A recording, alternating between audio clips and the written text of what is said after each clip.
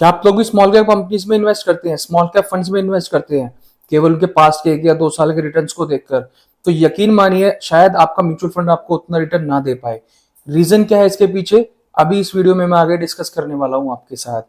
तो आज की इस वीडियो में मैं बात करूंगा कि स्मॉल कैप कंपनीज क्या होती हैं, स्मॉल कैप फंड्स का एलोकेशन कैसे होता है, डाटा के थ्रू भी मैं आपको शो करूंगा कि स्मॉल कैप फंड्स क्या हैं, इसमें रिस्क एंड रिवॉर्ड्स क्या होते हैं और किस तरह के इन्वेस्टर्स को इसके अंदर पैसा लगाना चाहिए। सबसे पहले हम स्टार्ट करते हैं स्मॉल कैप कंपनीज के बारे में। तो देखिए, मैं बहुत ही आसान शब्दों में अगर आपको बताऊं तो स्मॉल कैप कंपनीज वो होती है जो अपनी मार्केट कैप के अकॉर्डिंग 251 मतलब 251वीं रैंक से स्टार्ट होती हैं मार्केट कैप के अकॉर्डिंग। इनका जो मार्केट कैप होता है वो 5,000 करोड़ या उससे भी कम का होता है। बेसिकली ये वो कंपनीज होती हैं जो कि स्टार्टअप्स होते हैं या फिर न्यू बिजनेसेस होते हैं और मोस्टली ये लॉस में या फिर थोड़ा बहुत प्रॉफिट मेकिंग कर रही होती हैं।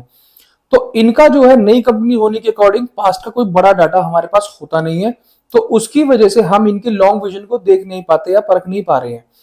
तो हमारे सामने मेन प्रॉब्लम ये है कि हमारे पास ज्यादा ना तो इनका डाटा है और ना ही हमें इनका कोई विजन पता होता है। तो इस वजह से क्या होता है, इस कंपनी के ऊपर डेट भी होते हैं और लायबिलिटीज भी होती है। बेसिकली ये वो कंपनीज हैं जो कि अभी अभी अपना न्यू बिजनेस स्टार्ट कर रही होती हैं। तो अगर हमें इनकी ग्रोथ को देखना होता है तो हमें इनके बिजनेस मॉड्यूल को समझना पड़ता है। अब हम बात करते हैं स्मॉल कैप फंड्स के बारे में। देखिए, स्मॉल कैप फंड्स में जो एलोकेशन होता है वो 65% का स्मॉल कैप में करना होता है उस एएमसी को, और जो बचा हुआ 35% होता है वो लार्ज और मिड कैप में करना होता है।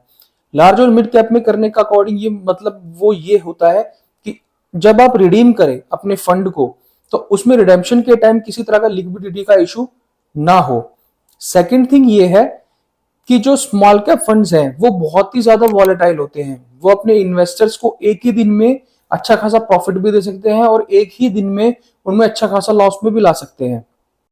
एक डाटा के अकॉर्डिंग जो स्मॉल कैप फंड्स हैं उसमें लास्ट 6 मंथ्स में 15,000 करोड़ का इनफ्लो आया है। तो इससे ये क्लियरली साबित होता है कि जो स्मॉल कैप म्यूचुअल फंड्स हैं उसके अंदर न्यू इन्वेस्टर्स का एक बुल रन स्टार्ट हो चुका है, काफी ज्यादा उनका भरोसा बना है। देखिए, अब ये भरोसा बनने का 2 रीजन है। या तो जो स्मॉल इन्वेस्टर्स हैं, जो रिटेलर्स हैं, वो समझ गए हैं कि अगर उन्हें वेल्थ बनानी है तो स्मॉल कैप म्यूचुअल फंड्स ही उन्हें पैसा बना के दे सकते हैं।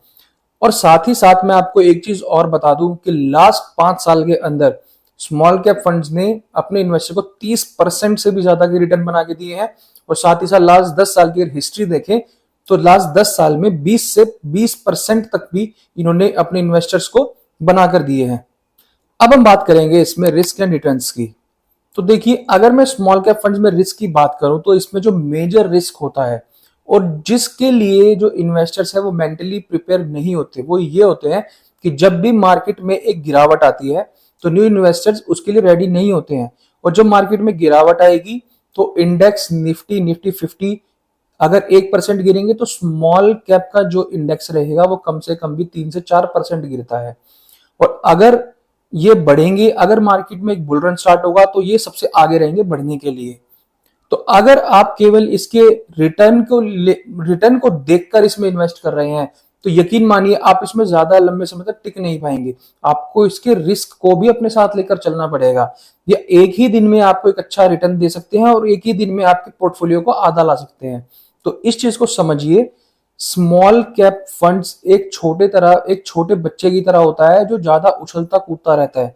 वो एक ही दिन में ऊपर नीचे होता रहेगा और अपने इन्वेस्टर्स को इस तरह से शो करेगा कि अब ये लॉस में जाएगा। स्मॉल कैप फंड्स हो सकता है कि मार्केट में गिरावट हो, ग्लोबल मार्केट में ऐसे संकेत हो गिरावट के, तो उस तरह की कंडीशंस में शायद अपने इन्वेस्टर को 1 या 2 साल तक नेगेटिव रिटर्न या फिर रिटर्न नहीं भी बना के दे सकता है।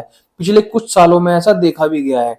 तो इन्वेस्टर्स को इन सब चीजों के लिए रेडी रहना चाहिए, पहले से ही अपने माइंड को प्रिपेयर रखना चाहिए। और अगर मैं बात करूं इसमें रिवॉर्ड की तो देखिए, सिंपल सी बात है, इसका रिवॉर्ड यही है कि आपको एटलीस्ट 10 साल तक इसके अंदर इन्वेस्टेड रहना है।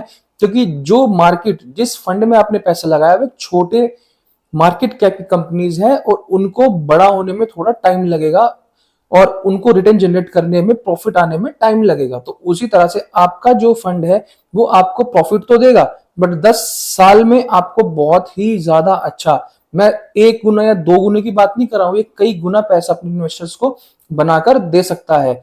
बट वही बात आ गई है, जैसे जैसे आप अपनी एसआईपी या लमसम को 10 साल तक कंटिन्यू करेंगे तो आपका जो फंड साइज रहेगा, जो आप इन्वेस्ट कर रहे हैं उसका भी फंड बढ़ेगा, और उस टाइम पे अगर कोई मार्केट में गिरावट आ जाती है तो आपका फंड एकदम से नीचे आएगा। और बस वही रिस्क है, और वहीं पे इन्वेस्टर्स को पैनिक नहीं होना है।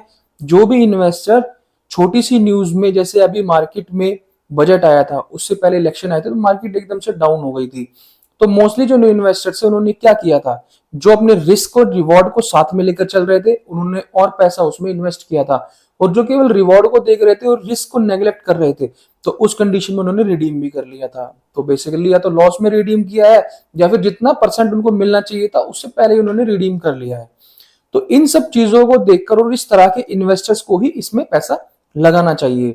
तो अगर आपको ये वीडियो पसंद आई है तो प्लीज चैनल को सब्सक्राइब जरूर करें। अगर आपका कोई कमेंट है, आपका कोई क्वेश्चन, तो कमेंट सेक्शन में जरूर अपना कमेंट ड्रॉप करें ताकि मैं उनका रिप्लाई करूं। और साथ ही इस चैनल का जुड़ने के लिए सब्सक्राइब जरूर करें ताकि अपनी इन्वेस्टिंग की जर्नी मेरे साथ कंटिन्यू कर सके। Thank you so much.